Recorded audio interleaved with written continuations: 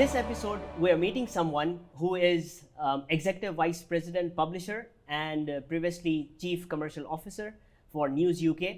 News UK is a prominent name which owns The Sun, The Times, The Sunday Times, and Virgin Radio, talkRADIO, talkSPORT, and talkTV. The person who we are talking to has been on Google's list of top 10 UK role models. Without further ado, I would like to introduce you to Dominic Carter. Dominic, welcome to the In Conversation show. Thank you, and it's really good to be here and a privilege to be invited. How are you doing? Very good. Tired, long day so far, but looking forward to the rest of it. Fantastic. I'm excited. All right, so before we get into the intense discussions and try to learn in terms of your experience and background, let's break the ice. What is the most daring thing that you've done so far? Well, you cannot skip the questions, by the way. I can't skip the question. Okay, so I think there's always a question of what's daring. Daring that you're in control of or daring that you're not in control of. So daring that I haven't been in control of was probably being put in boarding school here when I was just over 9 years old. That's pretty daring given the environment I was coming into, but at the end of the day, wasn't my choice, so I won't include that one. I think daring from my point of view was probably having done a couple of years at Teesside Uni, or Teesside Poly as it was back in the day, if I can say back in the day, it's a bit old-fashioned. I then jumped on a train a day after I finished and went to London and started work the following Monday. So I think that was quite daring. I'd never been into London other than as a child with my parents, but jumping on a train and heading into my new life, I think was pretty daring at the time. Fantastic. Thank you for sharing that with us. All right, what is the element of work that you enjoy the most? I mean, at work normally, in a normal day, I mean, what is the thing that gives you the maximum energy, or something that you enjoy the most at work? Someone gave me a cup the other day. It was my birthday yesterday, just so you know. Someone gave me a cup, and the cup said, I'm surrounded by idiots. I'm not actually surrounded by idiots, but I have this thing of always, people come to me with challenges all the time, and I think that's the thing that probably, I enjoy most is trying to get my head around the challenges. But in reality, that's the job. There's another part that I probably enjoy more, which is really helping people get on in their careers. So I mentor a lot of people. I sponsor a couple of people in the business as well. So my MO really is now, and I think maybe it's a function of age and experience, is that actually trying to nurture people to know how to navigate their way through an organisation and get on with their careers, I think is a thing that I probably enjoy most. But obviously in business, I've got to make money, and there's a part of that. There's a good mental challenge. How do you organise people to do the jobs that you need done? How do you make sure that the strategic decisions that you're making are the ones that can deliver the ROI, and any investments that you're making do so as well? So I'm challenged probably most enjoyably by people, but mentally by the tasks in terms of the strategy that I adopt for the business. Brilliant. Dominic, I wanted to ask this. How do you see the future of media?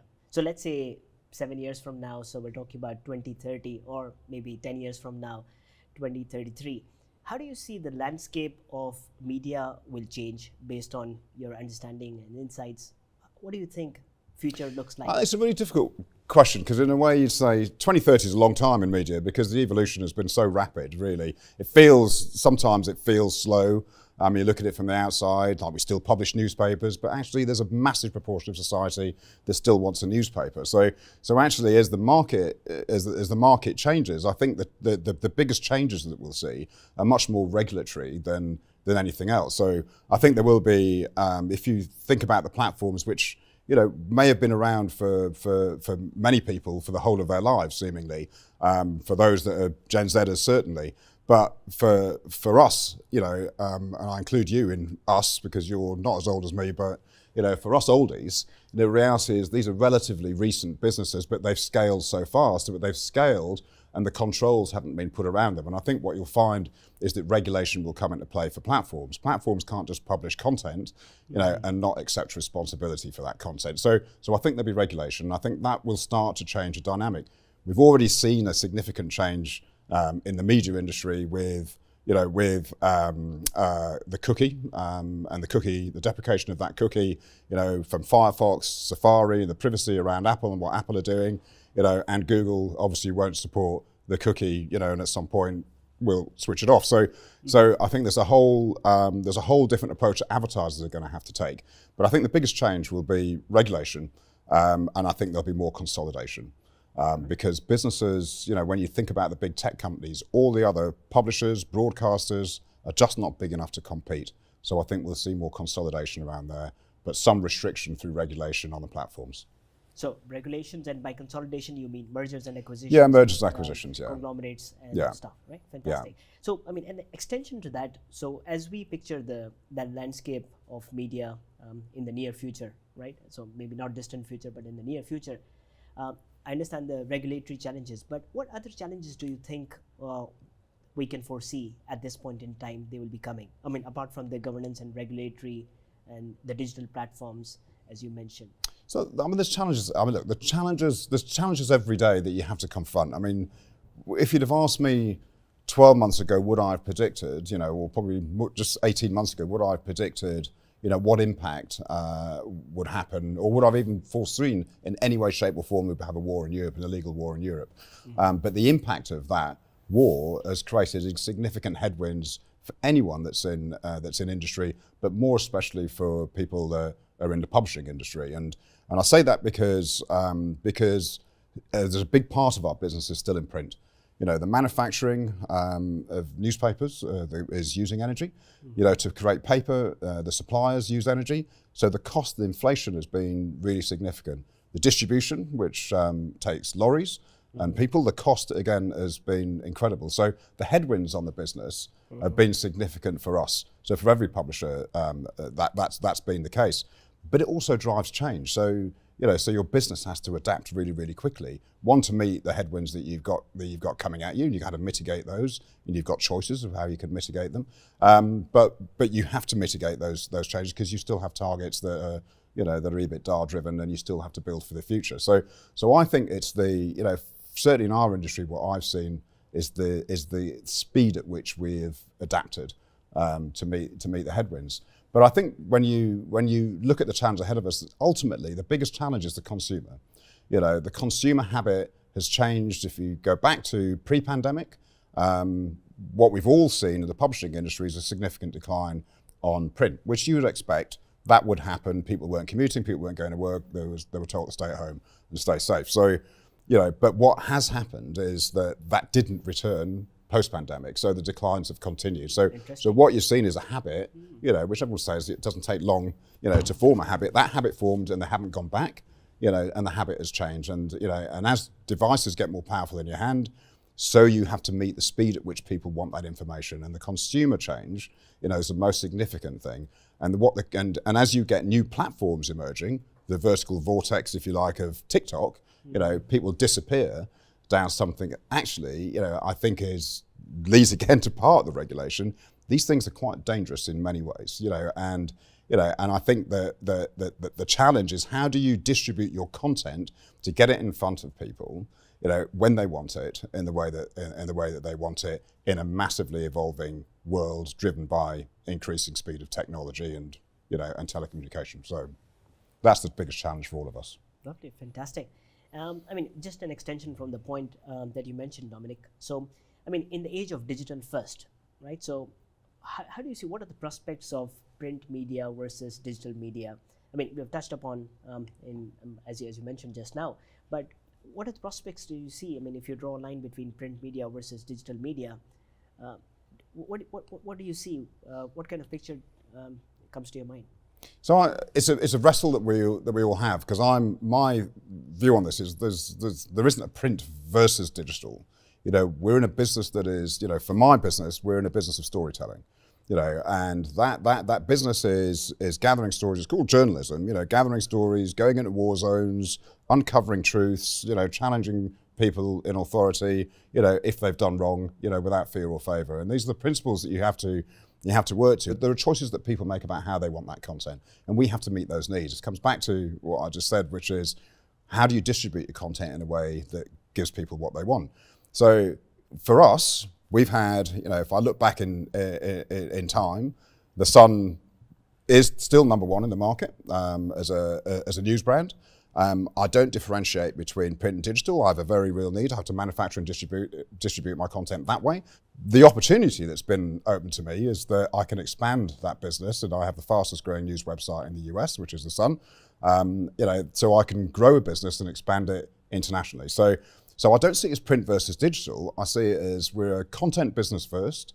We have to distribute that content. We become logistics experts at doing that both digitally and in print, because we have to do it as efficiently as possible. And as one goes, and declines, it's fine. The other continues to grow and accelerate. So it isn't print versus digital. It's print and digital, and it's content and distribution of that content first and foremost. The newspaper comes out once a day. You gear your day around the manufacturing and creation of the stories that engage with consumers, and if you can do that really well, it doesn't matter what the medium is, what the platform is. Lovely, that's insightful, right? So there's no divide as such, print versus digital, and as you mentioned about the storytelling, the narrative, I mean that's so content first.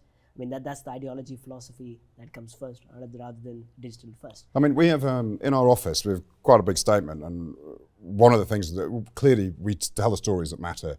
You do it whether you lean forward or sit back. So you have to engage with people, but we're in a constant evolution of storytelling, and we constantly have to reinvent the way that we tell stories. And and if you look back in time over media, when TV was created, everyone said it would kill wireless, it would kill the radio. It didn't. Radio's in rude health today. Digital was going to kill newspapers. Newspapers have more consumption today than they've ever had in their history. So I never sort of never feel like there's a threat. I feel like there are opportunities. What you have to do is to understand how to make the most of them. And that is innovation. It's a combination of innovation, using technology, and building your business around people that have expertise in the distribution. And that is it. And if you can do that really well, your business will thrive and continue to thrive, and you will become less concerned about, you become much more agnostic about the platform that content's on. That's so interesting. I mean, fantastic. Talking about, you mentioned about audience preferences and changing audience and the pandemic time, pre-pandemic, and the levels after that. But how do you think the consumer is changing? Right, so for particularly the audience that we're talking about. So do you think the way they respond now, they react now to those stories, to the news, to the content? Do you think their preferences have changed? I mean, you mentioned about the pandemic context, but I mean, do you think that there's a dramatic change that we can foresee moving on? And if yes, then how do you think the way they react and respond that would change? Look, the consumer changes all the time. Each generation has a different thing. I mean, you and I probably didn't grow up with a smartphone, but we've had to learn to adapt to them. There's a generation that have only known about a smartphone, and their access to information and content, is actually superior to what it was in our day when we used to go and sit in the library. I'm speaking very selfish, actually. I shouldn't be including you in this. I'm much older than you, but we'd have to go to the library to source information. It would take longer. It's not as readily available. I mean, the conversations I can have with my children, about subject matter that I probably knew when I was 10 years older than them, that I can have with them as teenagers is quite incredible. And so I think that consumer is changing depending on the generation, which is why you still have a group of people that want to buy a newspaper, and some that are just not interested in newspaper. It's out of date when it comes out, and those that are just live and online all the time. So I think what people have become accustomed to is that there's as my kids would say, I always say, protect yourself about the data. Be careful, don't shut your cookies off and all that sort of thing. Mm-hmm. They go, that's done. It's done. So that's their view, and I think for many that is true, that it's done. So their consumption habit is very, very different to an older generation. I don't see them as threats, because I go back to the same thing. All we have to do is to ensure that we're distributing that content. Where we were in newspapers, where we still to be publishing newspapers and ignored digital, we'd all be out of business now. So we had to embrace it. Where TV is, linear TV is today, is the thing that they're now fronting is, since the rise of Netflix and Amazon Prime, what they've seen is that actually there's a generation of people that just stopped watching linear TV. So they now have to adapt, and they're all building digital models and digital distribution of their content, around drama, subscribe to, and I think that is something that people are becoming more used to, that if you want to get high quality content in whatever form, you probably have to pay. And that is probably a good thing for all of us, but from a world where we all thought everything's going to be for free, we've all now realized that actually, it is worth paying for if it's of high quality. So I don't think any of those things are threats. They all become, just part of how do you do that then? How do you shift from what is a free digital model to be a paid for digital model? What sort of things do you have to create that those customers, will value? And stop thinking that actually everything that you do is the thing that people want. People want bits of it and are willing to pay for bits of it that they really value. And I think every company is going to start adapting to that. We've seen it in the pandemic with every retailer moving to digital, moving to direct to consumer, something that many businesses resisted for years. So the habit of that consumer is always changing. And if you're not meeting the needs, you're dead. Mm-hmm. Fantastic. Difficult challenge to overcome though, but it's a moving target. Right? The biggest shift is in the mindset of the people that have got used to doing something one way, and what you're trying to do is expand mindsets, and where you can't expand mindsets, you have to bring in new skills, and the new skills and new ways of consumption that some people have grown up with is probably a skill that needs to come into newsrooms and come into media businesses, that weren't, that haven't inherently been there. So you're constantly having to bring in new talent, and new skill sets and new thinking, to move the business forward. And it's not always about throwing out the old. It's just, not being ageist, but throwing out those that have only learned one thing. It's actually making sure that everyone's constantly adapting and evolving and learning, and if you can get that skill, then, you've all got a great career ahead of you. Fantastic. Dominic, in this time and age, what are advertisers looking for? Well, I think when digital came along, I think all advertisers thought, we know the answer. The 50% of our money that was wasted, we now know where it was. Mm-hmm. And it's all about targeting and using data. Advertisers ultimately, you want two things for advertising. You want brand saliency, you want people to think about your brand, and you want a return on investment. I think advertisers, and I think about the job themselves of marketeers. Marketeers always get discussed as a cost, and it's an easy thing to cut. Mm-hmm. The fact is, marketing is an investment, and it's the thing that allows your business to grow. And I think increasingly what advertisers need to be able to, what they want is both of those things, more brand saliency and return on investment. But in order to deliver that, you need to get at the top table. Don't see yourself as a cost, understand that businesses grow because of your investment. These are strategic decisions that you make to grow your organization. You need to be able to talk the language of the CFO. What they really want is to be seen in context, not have any risks, being in the wrong environment that create a risk to the brand, and engaging on an emotional level, with consumers. Because rational decision making is basically cheap advertising. Buy your cheapest fridge here. I'll do that when it's an emergency. Okay, cheap fridges, I'll search in there. That's the brand. So I now have a view of that brand. It only sells cheap fridges. What you want is an emotional thing that I want to stick with the brand for a long time. And the way you get to have an emotional relationship and an engaged relationship with the client is to think about your product mix and think about your customer engagement, and how you set yourself up and what your values are as a brand. Those things have always been consistent.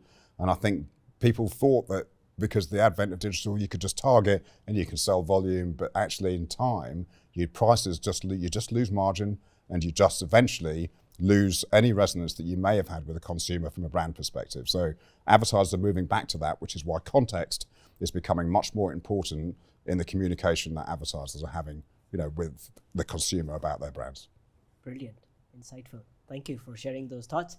Last but not the least, any tips for those who want to make a career in media journalism? I mean, I understand there are multiple skills and knowledge and behavior attributes that we need. But any prominent ones that you think that's a must, that's critical, that's vital, right? So any skill set. So I think going into journalism today is pretty similar to what it was. As I say, the job that we're trying to do is to ensure in this democratic society that we uncover the truth and we distribute content to everybody that needs to know that this is something that's going on. So you're creating information for people, so that they can be well informed and help them navigate their daily lives.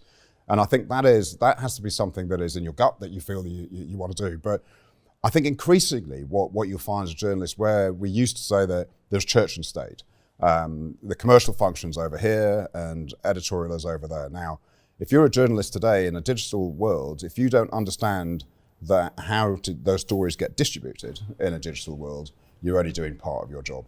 Because you could write amazing stories, but if you're not getting them in front of people, they're a waste of time. So increasingly journalists have to be broader than, and they're not being commercial, but they have to understand the distribution of stories, what SEO means, how you use social media, which are the bits that make money and don't make money as well. Because ultimately, without revenue and money, you can't fund the thing that we all know is really important to society, which is journalism. So I think they're much more holistic now, and much more, not just for journalists, but also have a very good understanding of the needs of the business. But with all of this, and anything in media, I think one of the challenges that we have as media organisations is demonstrating that actually any job that you want to do actually can be done in media.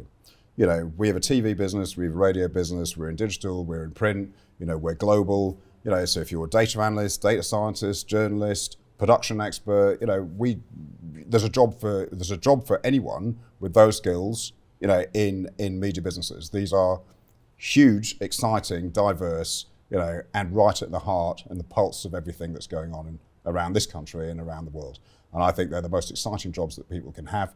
And therefore, I would say, if you have passion for information, knowledge, influence, and also passion for building and evolving and innovating, come into the media business and work hard, and you'll have a great career. Lovely. Brilliant. Thank you, Dominic. What a pleasure to have you here with us. Thank you. We hope you enjoyed the conversation. We'll see you again with another episode and another speaker. Thank you.